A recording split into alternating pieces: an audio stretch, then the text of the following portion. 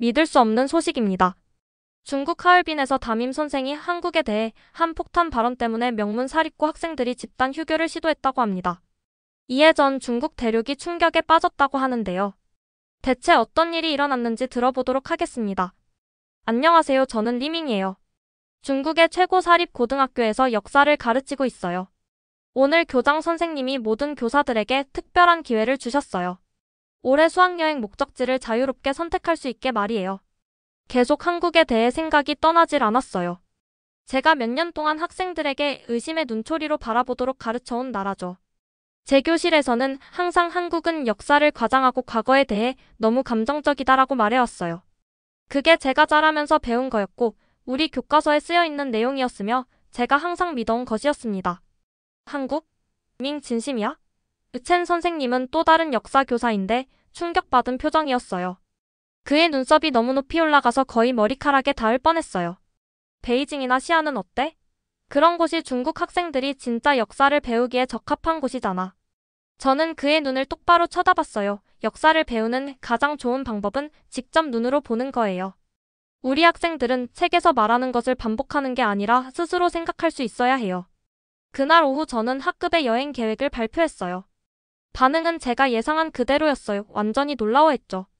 한국이요? 제일 회의적인 학생인 왕창이 콧방귀를 크게 뀌었어요. 그의 얼굴은 찡그린 표정으로 일그러졌죠. 왜 하필 한국이에요? 거기서 뭘 배울 수 있다고요? 언제나 맨 앞줄에 앉는 조용한 소녀 저우메이가 천천히 손을 들었어요. 리 선생님, 한국은 역사 문제로 항상 우리와 논쟁하는 나라 아닌가요? 저는 깊은 숨을 들이마시며 20쌍의 눈이 저를 지켜보는 것을 느꼈어요. 네, 그렇게 배워왔죠. 하지만 저는 여러분이 직접 확인하길 바라요. 진정한 교육은 다른 사람들이 말하는 것을 그냥 믿는 게 아니라 직접 경험하는 거예요. 보통은 스마트폰에 얼굴을 파묻고 있는 림펑이 갑자기 관심을 보이며 고개를 들었어요. K-팝 스타들도 볼 수 있을까요? 그가 물었고 교실은 웃음소리로 가득 찼어요. 유명인을 보지는 못할 거예요. 저는 작은 미소를 지으며 말했어요. 하지만 더 가치 있는 것을 볼 거예요. 우리가 아주 좁은 창문으로만 봐왔던 이웃나라의 진실이죠. 학생들이 짐을 싸서 나갈 때 왕창이 뒤에 남아있는 것을 알아챘어요. 그의 어깨는 긴장되어 있었고 제 눈을 쳐다볼 수 없었습니다. 리 선생님, 그가 조용히 말했어요. 제 할아버지는 미국인들과 한국인들과 싸우셨어요. 매년 설날마다 저에게 그들에 대한 끔찍한 이야기를 들려주세요. 저는 가고 싶지 않아요. 저는 세대를 넘어 이어진 불신의 무게를 느끼며 그의 어깨에 손을 얹었어요. 왕창, 그게 바로 네가 와야 하는 이유야. 너의 할아버지는 역사의 한순간을 보신 거야. 하지만 역사는 산과 같아서 진정한 모양을 이해하려면 주변을 모두 걸어봐야 해. 함께 이 산을 탐험해보자. 내일부터 여행 계획을 세우기 시작할 거예요. 서류 작업, 학부모 동의서, 항공권 예약 등이 있겠지만 가장 어려운 부분은 이미 끝났어요. 몇 달간의 계획, 허가서 준비, 그리고 학생들의 흥분된 수다 끝에 마침내 우리는 한국에 도착했습니다. 모두 함께 움직여요. 공항을 빠져나가면서 제가 외쳤어요. 저는 긴장하며 학생들 머리를 세어보며 20명의 학생들이 모두 있는지 확인했어요. 한국에 오신 것을 환영합니다. 그 밝은 목소리가 우리에게 들렸어요. 깔끔한 제복을 입은 젊은 한국 남자가 환한 미소로 다가왔어요. 저는 김민수입니다. 이번 주 여러분의 가이드예요.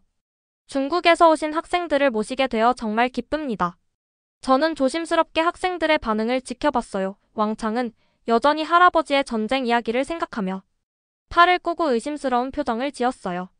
저우메이는 수줍게 미소 지었어요. 다른 학생들은 따뜻한 환영에 놀란 듯했어요. 저는 불편한 느낌이 더 커졌어요. 민수의 진심 어린 친절함은 제가 고향에서 수업 중에 묘사했던 감정적이고 원한에 찬 한국인들의 모습과 전혀 달랐습니다. 만나주셔서 감사해요.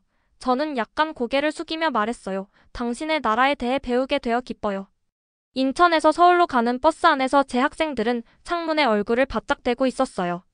저도 그랬고요. 밖에는 높은 유리 아파트들이 오후 햇살을 반사하고 있었어요.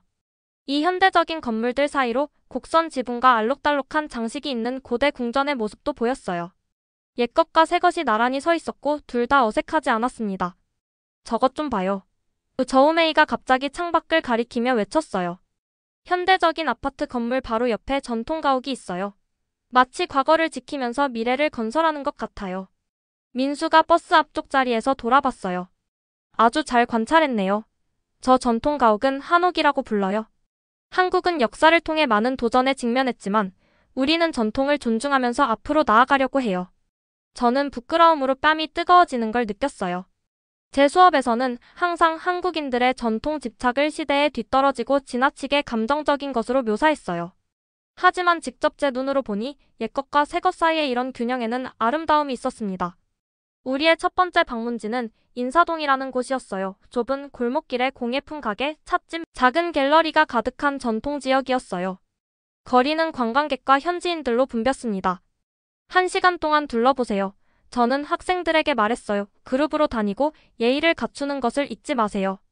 아이들은 가게 창문에 있는 흥미로운 물건들을 가리키며 흥분했어요. 몇몇은 비행기에서 연습했던 한국어 문구를 사용해 보기도 했어요. 안녕하세요. 림펑이 가게 주인에게 조심스럽게 말했고 주인은 그에게 환하게 웃었어요. 리 선생님, 제가 걷는 동안 왕창이 조용히 제 옆으로 와서 말했어요. 여기 사람들은 우리를 째려보거나 적처럼 대하지 않네요. 뭘 기대했어? 제가 그에게 물었어요.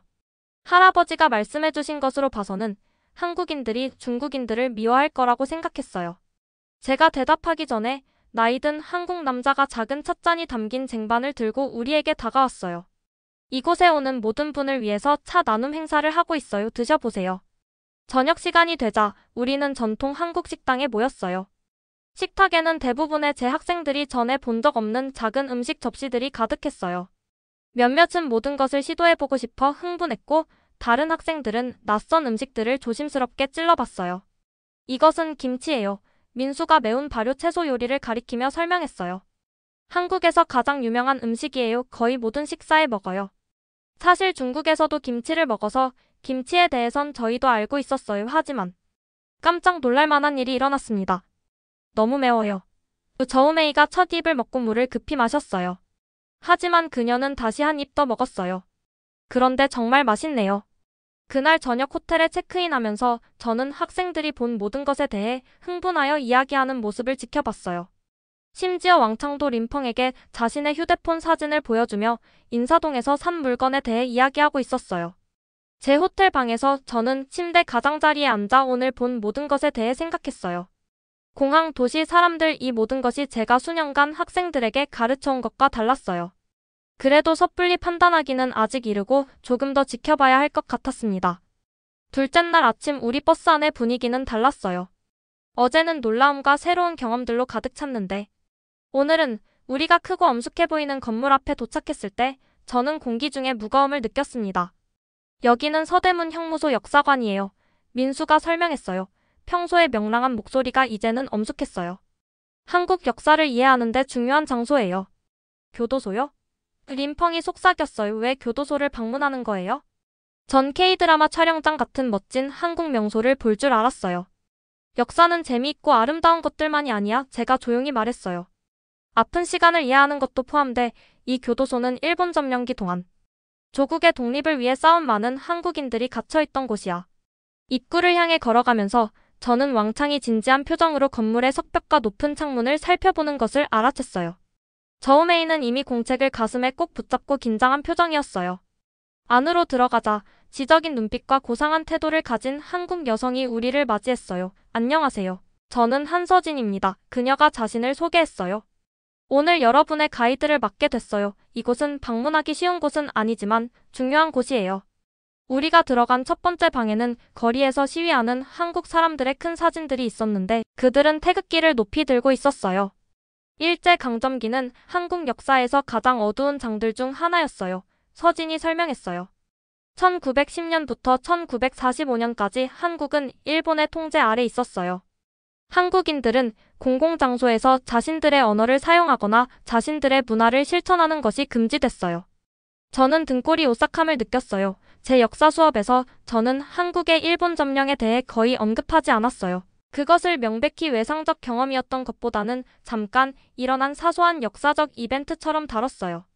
한국인들은 한국에서 한국어를 말할 수 없었나요? 저우메이가 충격에 눈을 크게 뜨고 물었어요. 서진이 고개를 끄덕였어요. 일본인들은 한국인의 정체성을 지우려고 했어요.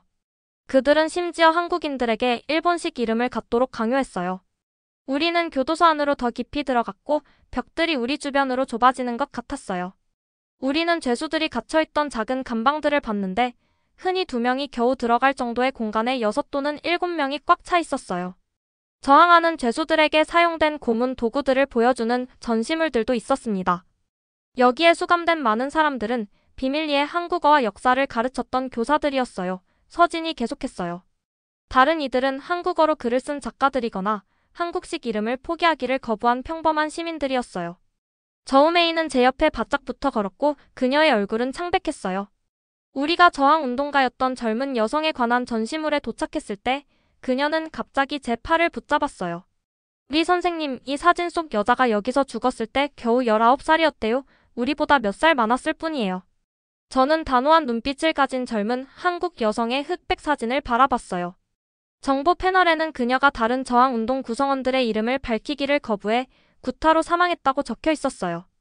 저우메이는 이제 울고 있었어요. 눈물이 조용히 그녀의 뺨을 타고 흘러내렸어요.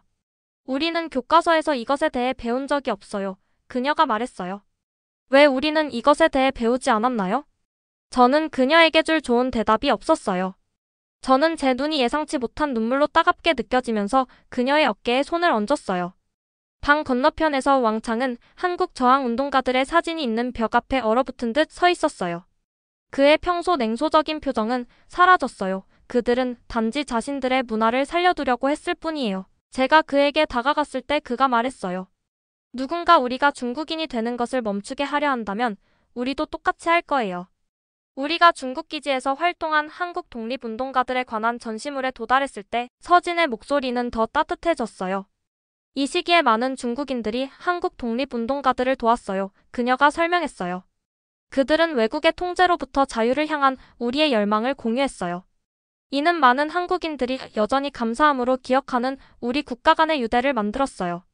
저는 목이 조여오는 느낌이 들었어요. 제국주의에 맞서는 동맹으로서의 한국인과 중국인에 대한 내용은 고향에서의 제 수업에서는 완전히 빠져 있었습니다. 교도소 박물관에서 2시간을 보낸 후 우리는 다시 밖으로 나와 햇빛 아래 섰어요. 제 학생들은 평소와 달리 조용했어요. 항상 농담을 준비하고 있던 림펑조차도 생각에 잠긴 것 같았어요. 그날 저녁 호텔 로비에서 저는 저우메이가 구석에서 왕창과 이야기하는 것을 우연히 들었어요. 누군가 우리가 중국어를 말하지 못하게 한다면 우리도 싸우지 않을까? 그녀가 물었어요. 우리가 겪은 고통을 사람들이 기억해주길 바라지 않을까? 왕창이 천천히 고개를 끄덕였어요. 이제 그들을 조금 더 이해할 수 있을 것 같아. 그가 말했어요. 아마 할아버지는 이야기의 한 면만 보셨을 거야. 그들이 저를 알아차리기 전에 저는 걸어갔어요. 불편한 생각들이 제 마음속에서 소용돌이쳤어요. 제가 또 얼마나 많은 것을 잘못 알고 있었을까요? 얼마나 많은 부분적 진실을 완전한 것으로 가르쳤을까요? 오늘은 다를 거예요. 민수가 얼굴에 밝은 미소를 되찾으며 말했어요. 한국의 현대적인 면을 볼 거예요.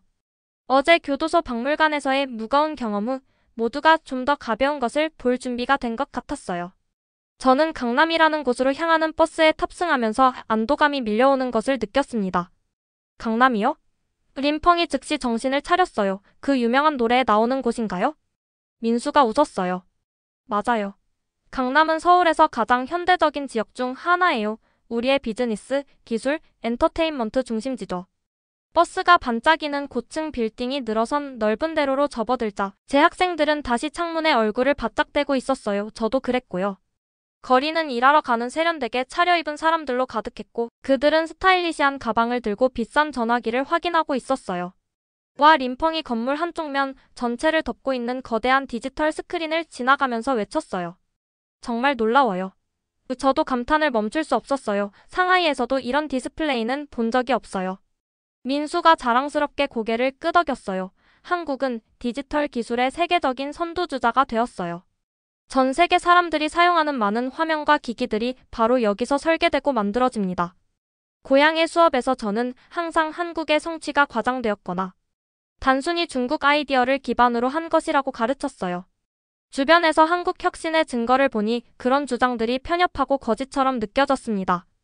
우리의 첫 번째 정류장은 삼성 전시장이었어요. 한국 최대 기술 회사죠.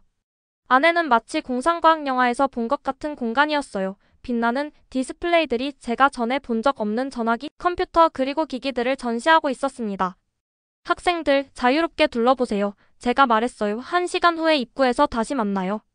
우리 반의 기술 애호가인 림펑은 즉시 가상현실 헤드셋 전시대로 이끌렸어요. 곧 그는 하나를 쓰고 그만 볼 수 있는 가상 세계를 탐험하며 공중에 손을 흔들고 있었어요. 다른 학생들이 모여들어 그의 흥분된 반응에 웃었어요. 리 선생님, 림펑이 헤드셋을 벗고 저를 불렀어요. 그의 눈은 흥분으로 커져 있었어요. 한국의 인터넷 속도가 세계에서 가장 빠르다는 거 알고 계셨어요?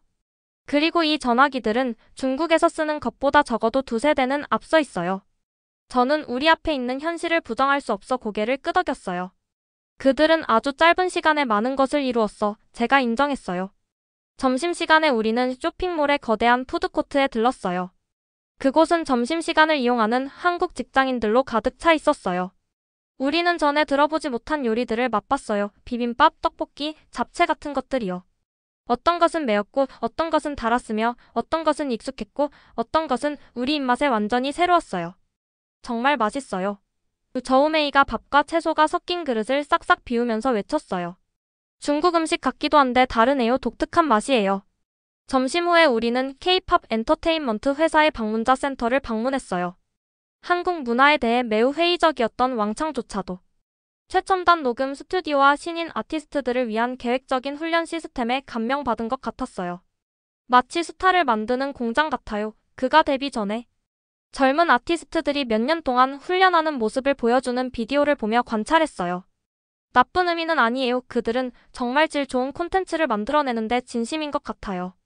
건물을 나서는 순간 예상치 못한 일이 발생했어요. 작은 한국 청소년 그룹이 우리가 외국인 방문객임을 알아보고 친근한 미소로 다가왔어요. 제가 예상했을, 그리고 제 학생들에게 예상하도록 가르쳤던 의심이나 적대감 대신 그들은 열정적으로 우리에게 말을 걸며 중국 도시에 대해 질문하고 자신들이 좋아하는 중국 영화와 음악을 공유했어요. 처음에 제 학생들은 수줍어 보였지만 곧 그들은 서툰 영어, 배운 기본적인 한국어 문구, 그리고 휴대폰의 번역 앱을 사용해서 한국 또래들과 대화하고 있었어요. 그들을 지켜보면서 저는 내면에서 이상한 희망의 감정이 자라나는 것을 느꼈습니다. 그룹에서 조금 떨어져 서 있으면서 저는 제가 지었을 똑같은 놀란 표정으로 그 장면을 관찰하고 있는 잘 차려입은 중국 남자를 발견했어요. 그는 호기심 어린 미소로 저에게 다가왔어요.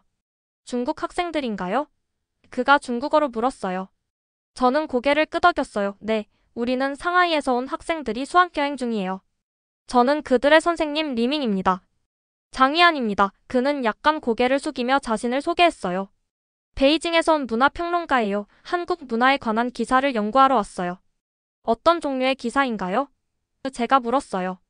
그는 살짝 당황한 표정으로 부드럽게 웃었어요. 솔직히 말하면 한국이 단지 중국 전통을 베끼기만 하고 자문화가 없다는 내용의 글을 쓰러 왔어요. 그게 제가 도착하기 전에 믿었던 거였죠. 그는 거리, 상점들, 바쁜 사람들을 향해 손짓했어요. 하지만 일주일 동안 있으면서 제가 알고 있다고 생각했던 모든 것이 뒤집어졌어요. 저는 이 낯선 사람과 갑자기 연결됨을 느꼈어요. 저도 같은 경험을 해서 좀 불안한 느낌이에요. 우리 둘 다 한국 청소년들과 대화하는 우리 학생들을 지켜보기 위해 돌아섰어요. 그들은 마치 우리나라 사이에 역사적 긴장이 없었던 것처럼 서로에게 휴대폰 사진을 보여주며 함께 웃고 있었어요. 저들을 보세요. 장이 부드럽게 말했어요. 우리 어른들이 갖고 있는 무거운 역사 없이 쉽게 연결되고 있네요. 아마 우리가 그들에게서 배울 점이 있을 거예요. 제가 대답하기 전에 림펑이 흥분으로 얼굴을 붉힌 채 뛰어왔어요. 리 선생님, 한국 학생들이 우리를 거리 아래 카페에서 아이스크림을 먹자고 초대했어요. 가도 될까요? 제발요. 저는 제 중국 학생들과 그들의 새 한국 친구들 모두의 열정적인 얼굴들을 보고 고개를 끄덕였어요.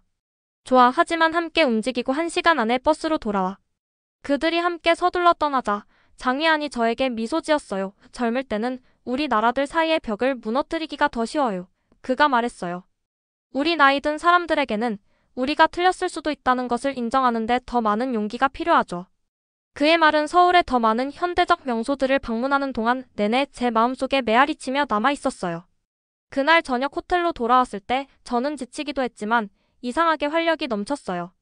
도시의 활기찬 에너지, 예상치 못했던 사람들의 친절함, 그리고 부정할 수 없는 한국 혁신의 증거들이 제 마음속에 쌓아왔던 오해의 벽의 또 다른 부분을 산산조각 냈습니다.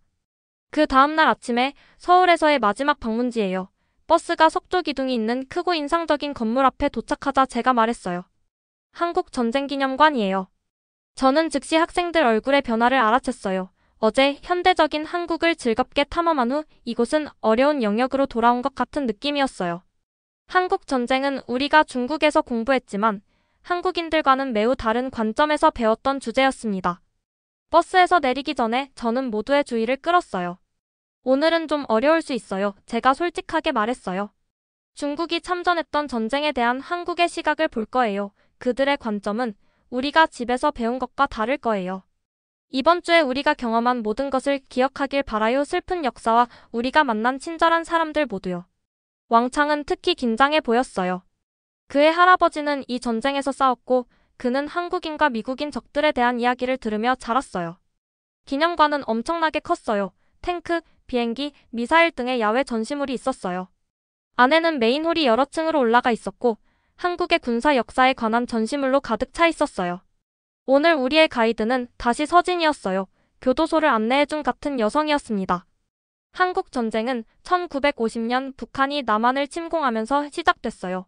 폭격당한 도시와 피난민들을 보여주는 전시물을 지나가면서 그녀가 설명했어요. 많은 사람들이 모르는 것은 전쟁 전에 한국은 하나의 나라였다는 거예요. 남북 분단은 제2차 세계대전 후에 일어났어요. 전시물들은 전쟁의 참상에 대해 상세하고 솔직했어요. 중국군은 분명히 적으로 표시되어 있었고 북한군과 함께 남한과 그 동맹국들에 맞서 싸웠어요. 제 학생 중 일부는 중국 병사들이 남한과 싸운 전투에 대한 설명을 읽으면서 불편하게 몸을 움직였어요. 왕창은 중국인 사상자의 사진을 보여주는 전시물 앞에서 얼어붙었어요. 할아버지가 여기서 죽을 수도 있었어요. 그가 너무 조용히 말해서 저만 들을 수 있었어요. 할아버지는 항상 한국인들이 이 전쟁 때문에 우리의 적이라고 말씀하셨어요. 서진은 그의 고통을 알아챈 것 같아 그녀는 부드럽게 우리에게 다가왔어요. 양쪽 모두 많은 가족들이 사랑하는 이들을 잃었어요. 과거는 바꿀 수 없지만 우리는 어떻게 앞으로 나아갈지 선택할 수 있어요. 오늘날 중국과 한국은 중요한 이웃이자 파트너예요. 저는 제 학생들을 주의 깊게 지켜봤어요. 그들이 이 복잡한 현실과 씨름하는 모습을 보면서요. 일본 점령하에 한국인의 고통에 깊이 감동했던 저우메이는 우리나라가 한국의 침략자였다는 사실을 마주해야 했어요. 모든 게 너무 복잡해요. 모두가 자신만의 아픔을 가지고 있어요. 정확히 맞아. 제가 그녀의 지혜에 놀라며 대답했어요. 역사는 단순하지 않아. 모순과 다양한 관점으로 가득 차 있지. 중요한 건 우리가 배운 하나의 면만이 아니라 모든 면을 이해하려고 노력하는 거야. 관람을 마치면서 우리는 지역 내 국가 간 평화로운 협력을 강조하는 더 새로운 구역에 도착했어요. 한국과 중국 지도자들의 만남, 학생들이 서로의 나라를 방문하는 모습, 그리고 양국 예술가들이 함께하는 문화 공연을 보여주는 사진들이 있었습니다. 림펑이 경제적 파트너십에 관한 전시물을 가리키며 흥분해서 말했어요. 보세요. 우리나라들이 지금 얼마나 많은 비즈니스를 함께하는지. 우리는 서로를 필요로 해요. 공항으로 가는 버스에서 분위기는 조용했지만 슬프지는 않았어요. 학생들은 휴대폰으로 사진을 넘겨보며 서로에게 사귄 한국 친구들, 시도해본 음식들, 그리고 방문한 장소들의 사진을 보여줬어요. 왕창이 버스 앞쪽으로 와서 제 옆에 빈자리에 앉았어요. 리 선생님, 집에 돌아가면 할아버지께 전화할 거예요. 할아버지의 전쟁 이야기를 다시 듣고 싶어요. 하지만 이제는 다르게 들을 것 같아요. 저는 그가 자랑스러워 고개를 끄덕였어요. 이번 여행에서 내가 바랐던 전부야. 너희들이 완전히 생각을 바꾸는 게 아니라 한 가지 관점이 아닌 여러 면에서 볼 수 있게 되는 거였어. 인천공항에서 탑승구를 기다리며 저는 다시 어제 만났던 문화평론가인 장희안 옆에 앉게 됐어요. 원래 기사는 버렸어요. 한국의 문화적 도용과 열등함에 대해 쓸어왔는데 완전히 다른 이야기를 갖고 돌아가네요. 대신 무엇에 대해 쓸 거예요? 제가 물었어요. 새로운 눈으로 보는 힘이라고 부를 거예요. 직접 경험하는 것이 어떻게 우리의 가장 강한 믿음도 깨트릴 수 있는지에 관한 내용이에요. 그의 말은 저에게 깊은 인상을 줬어요. 저는 중국에 있는 제 교실을 떠올렸어요. 시대에 뒤떨어진 교과서와 좁은 시각을 가진 그곳을요. 가장 위험한 벽은 제가 장에게 말했어요. 국가 간의 벽이 아니라 우리가 마음속에 쌓는 벽이에요. 한국으로의 여행은 단지 가을 수학여행으로 시작했어요. 하지만 그것은 훨씬 더 중요한 것으로 끝나고 있었어요. 진실을 향한 긴 여정의 첫 걸음이었습니다. 저는 학생들에게 외국에 대해 가르치려고 한국에 왔어요. 대신 한국은 우리에게 우리 자신에 대해 가르쳐 주었어요. 몇몇 벽은 무너졌어요. 다른 것들은 더 많은 시간이 걸릴 거예요. 하지만 한번 벽 너머를 보게 되면 당신은 결코 다른 쪽에 있는 것을 보지 않은 척할 수 없어요. 그리고 그것이 변화가 시작되는 방법이에요. 오늘 가져온 사연은 여기까지입니다. 오늘 하루도 행복하게 보내시고 오늘의 사연 재밌게 보셨다면 좋아요와 구독 꼭 부탁드릴게요.